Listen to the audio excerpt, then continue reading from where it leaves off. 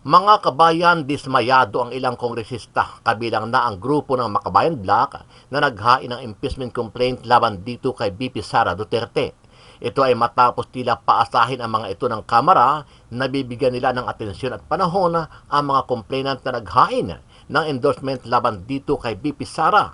Kung matatandaan, sinabi ni House Secretary General Reginald Velasco dito kay Castro na may hinihintay pa silang port complaint bago nila ito iakyat sa tanggapan nitong siya Speaker Martin Romualdez Jr. Pero matatapos na ang buwan ng January ay wala pa ring dumarating na pang-apat na complaint. Dahil dito sinabi ni Castro na parang binobola at pinapaasa na lang sila nitong si Secgen Velasco dahil hindi raw niya ma-feel na meron talagang port impeachment complaint. Ayon naman kay Kabataan Party List Representative Raul Manuel, naniniwala siyang malabo na talaga at hindi nauusad pa ang kanilang endorsement complaint laban kay BP Sara. Busod na rin ang nauna ng sinabi ni PBBM na hindi siya sang-ayon sa mga impeachment dahil mag-uubos lang ito ng oras ng mga kongresista at hindi ito dapat pagtuunan ng pansin, kundi ang buhay at problema ng bawat Pilipino. Ito ay actually disservice sa naunang tatlong impeachment complaints. Tingin natin naging crucial factor talaga dito ang remarks ng nakaupong Pangulo. Knowing na yung mga remarks niya ay nakaka-impluwensya dun sa mga colleagues natin sa loob ng Kamara. Sa panig naman at komento ng Malacanang, tila dinepensahan naman ni Executive Secretary Lucas Bersamin ang mga complainant ni BP Sara. Ayon kay Bersamin, hindi hinaharang ni PBBM ang mga reklamo at pagpapatalsik kay BP Sara sa kanyang pwesto. All we were saying, the President was saying to the lower house is, this is my position. But he's not blocking. He's not blocking. He cannot do that. Because it is the discretion of the collective of the lower house. If they decide to initiate, there is no way of preventing that.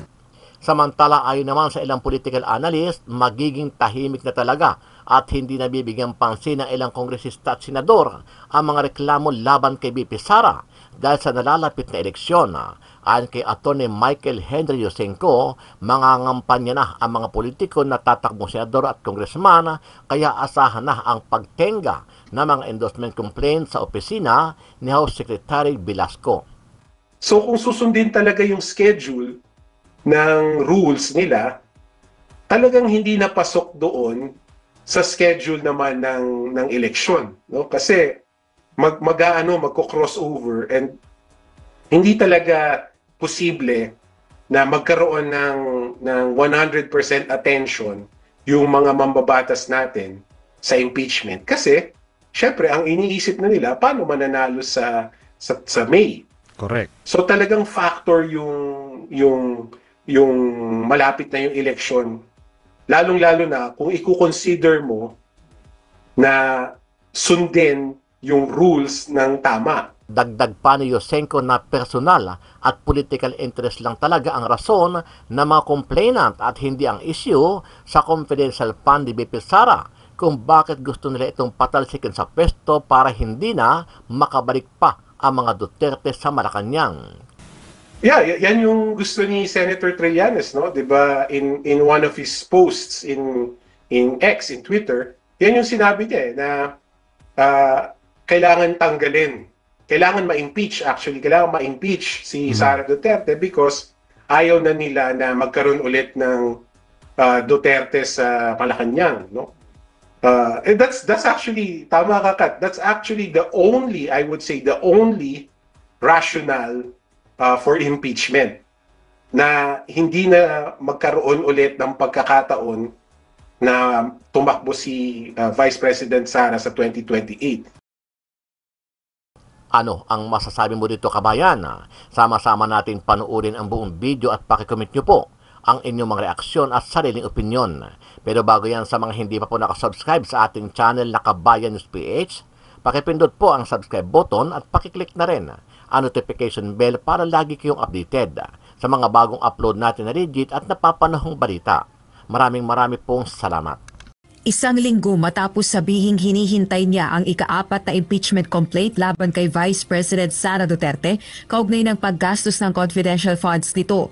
Walang tugon si House Secretary General Reginald Velasco sa araw-araw na pagtatanong ng media kaugnay ng kahihinatnan ng mga nakabingbing reklamo sa kanyang tanggapan. Sa huling panayam sa House official noong January 14, ang 4th impeachment complaint umano ang hinihintay niya upang maaksyonan na ang mga naunang inihaing reklamo. Pero dismayado na ang ilang endorsers at complainants sa kawalang aksyon ng Office of the Secretary General. 2 linggo na lang kasi ang nalalabi at muling magkakaroon ng break sa sesyon ang Kamara.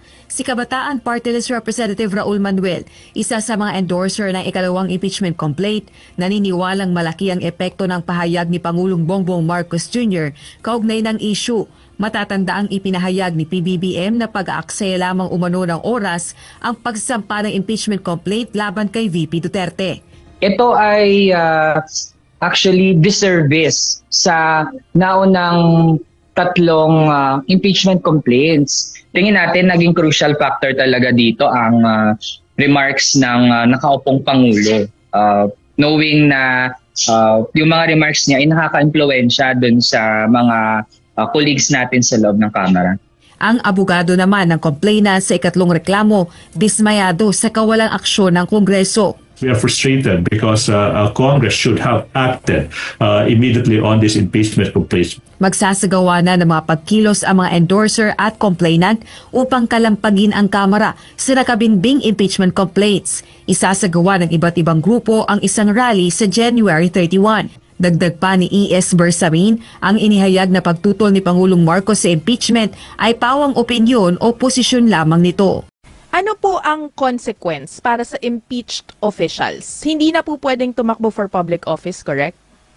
That's correct. No? So dalawa lang ang magiging resulta kung convict yung subject of the impeachment. No? So that's number 1 is removal from office, and number 2, yun na nga, perpetual disqualification to hold any other office, elected or appointed office. Yun dalawa lang. Which?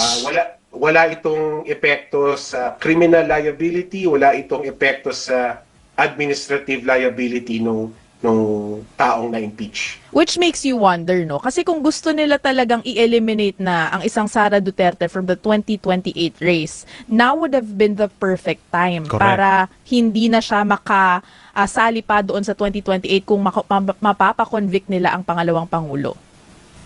Yeah, yan yung gusto ni Senator Trillanes, no? 'Di ba, in one of his posts in X, in Twitter, yan yung sinabi niya na kailangan tanggalin.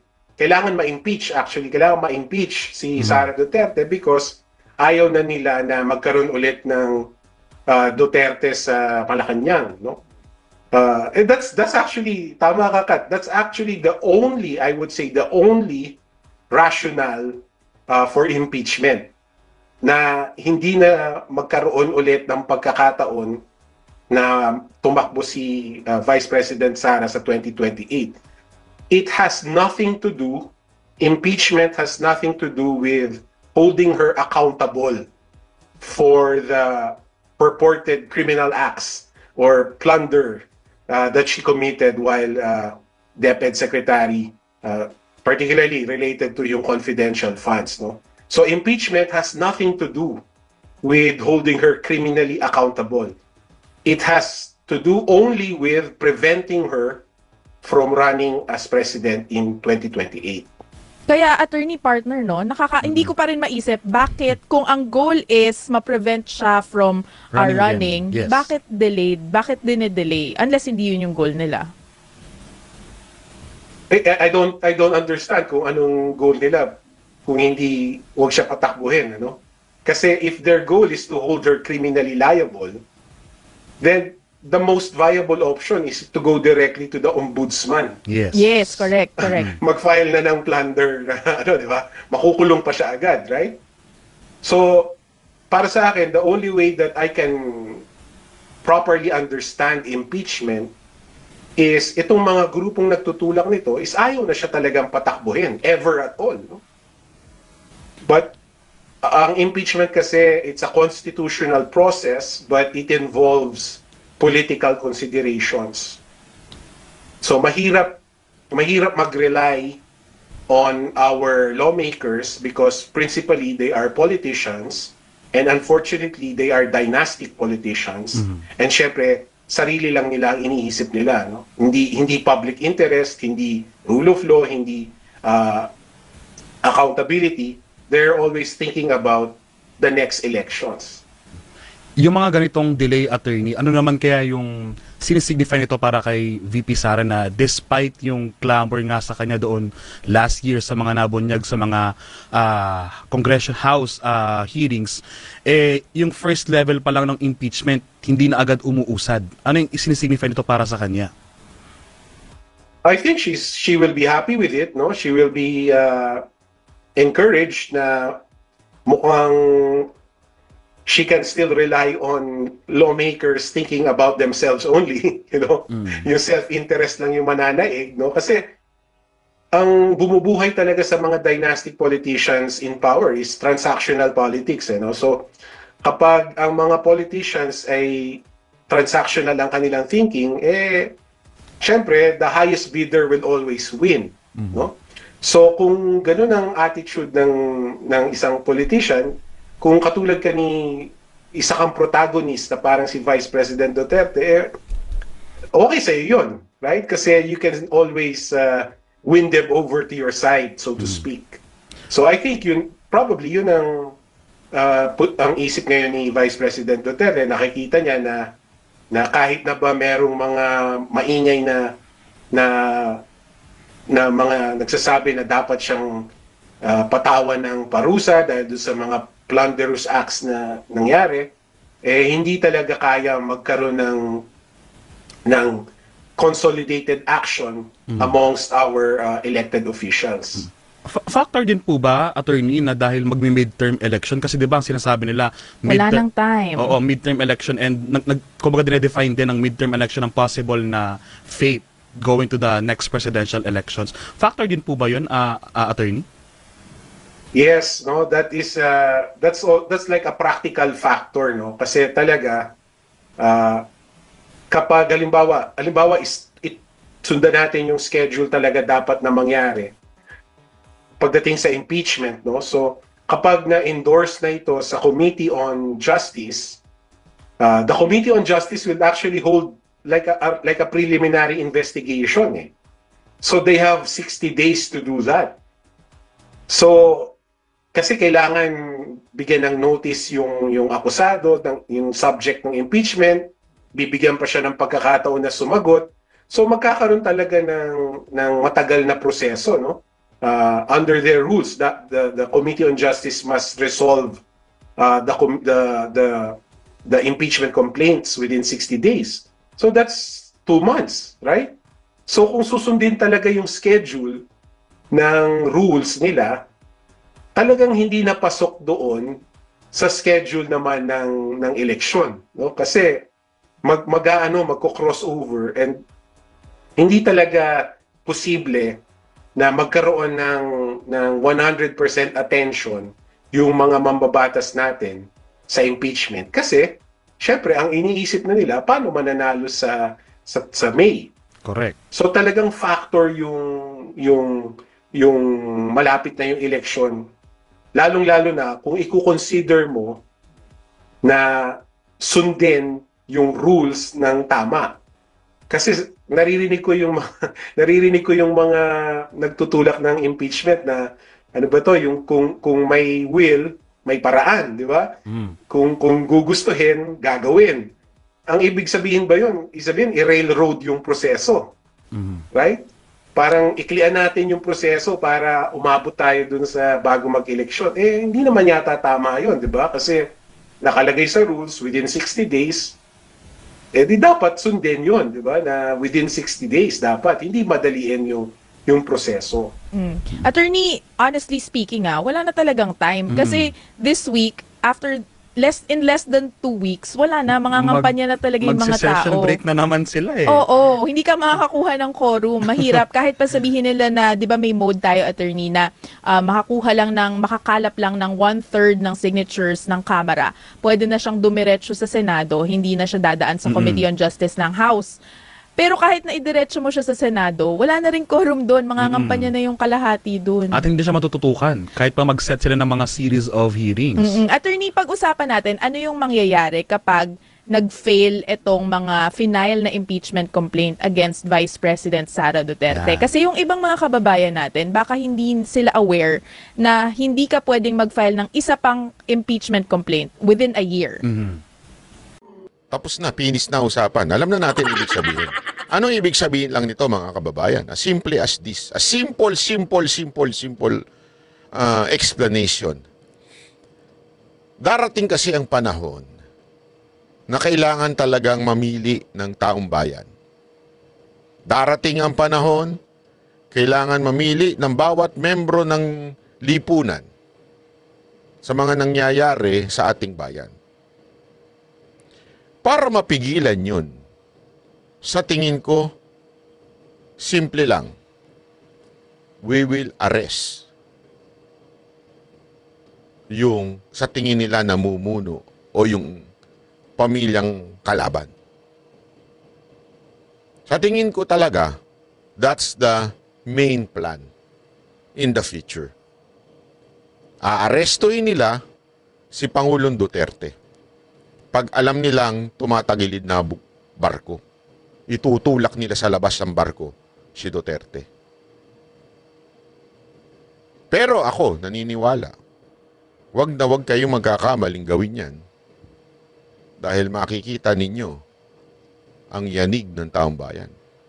Kung yun nga ang panahon ng KOJC Siege, lahat ng taong bayan, nakaabang, nakanunood mga Pilipino sa social media nun. Grabe ho ang mga views ng mga vloggers dun sa social media. Grabe ho talaga. 24 oras. Dahil tahimik lang sila, hindi sila nangingialam sa mga issue. Pero pag nakita nilang meron ng inaapi at dinidihado tulad ni Pastor Kibuloy at ng buong KOJC, naging concern ng taong bayan. Kahit yung mga non-political people. Lalo na sigurado ako pag si Duterte ang gagawa nyo ng ganyan. Yung pag-aaresto ng ganyan. Naku, sir, mga ma'am, baka ko saan kayo pulutin. Hindi ko naman sinasabing ako, hindi ko iniinganyo yung ganyan. Pero, hindi mo mapipigilan ang damdamin ng taong bayan. Pag nagalit sila sa pag-aresto kay Pangulong Duterte. Kasi malinaw pa sa malabo niyong asawa to. Diba? Mas malinaw pa to sa malabo niyong kabit. Na ito po ay papayagan na Malacanang na arestuhin si Pangulong Duterte kung i-request ng Interpol. Kayo mga kababayan, ako nagtatanong lang ko sa inyo. Tinatanong ko lang po kayo. You may answer me yes or no or not whatsoever. But I am asking you this question as simple as this. Would you allow it? What would you do? Anong gagawin ninyo kung sakaling arestuhin si Pangulong Duterte at maglabas ng warrant of arrest? Ano ang inyong gagawin? Kayo po ba ay mananatiling tahimik? Wag. Gayahin po natin ang INC. Kung meron dapat isabihin, ay sabihin. Kayo po ba ay hindi ho iimik? Hahayaan ninyo na usigin ng Pangulong nag-ayos ng ating bayan? Aminin nyo na. Ramdam nyo yan ngayon. Ramdam nyo. Kahit mapadilawang, pinglawang ka, ramdam ninyo. Ang mga hindi lang nakakaramdam yung mga kalaban sa politika. Pero kayo mamamayang Pilipino, ramdam ninyo na mas maayos nung 6 na taon ni Pangulong Duterte. Mas safe nung 6 na taon ni Pangulong Duterte. Mas maayos ang lahat ng pamamalakad nung panahon ni Pangulong Duterte. Alam niya, aminin nyo. Papayagan nyo ba ang isang nag-ayos sa bayan ninyo ay arestoin ng ganito? Ang nagtuwid, alam niyo yan. Kasi marami akong kakausap ng mga business people na ngayon takot na silang magnegosyo. Dahil very unstable ang nangyayaring politika sa Pilipinas. Pero noon, tuwan-tuwa sila kasi alam nilang ayaw ng red tape ng gobyerno. talagang matindi ho ang paglaban ho sa mga korap. Yes, hindi ho perfect. Again, wala naman po perfect na gobyerno, lalo nang walang perfectong presidente. Pero alam mong may kakampi ka. That's the gist of it. English yung brother. Hindi, that's the main issue eh. Alam mong may kakampi ka. Alam mong makikinig sa iyo ang Pangulo. Whether anong ang kulay mo, pink, yellow, green, red, black, brown, makikinig ang Pangulo sa iyo. Alam mong poprotektahan ka, tutulungan ka. Huwag ka lang tulongges, huwag ka lang gago. Huwag ka lang adik, talagang may patutunguhan ka. Pero kung ikaw ay nasa tama, alam mo, susuportahan ka ng Pangulo. Di ba? Hahayaan mo ba na ang isang Pangulong ganun ang ginawa? Nagsaayos. Di ba? Nagsaayos ng Pilipinas. Hindi man perfecto. Hahayaan mo ba ito? Na maaresto? Kung hahayaan mo yan, napakatanga ka.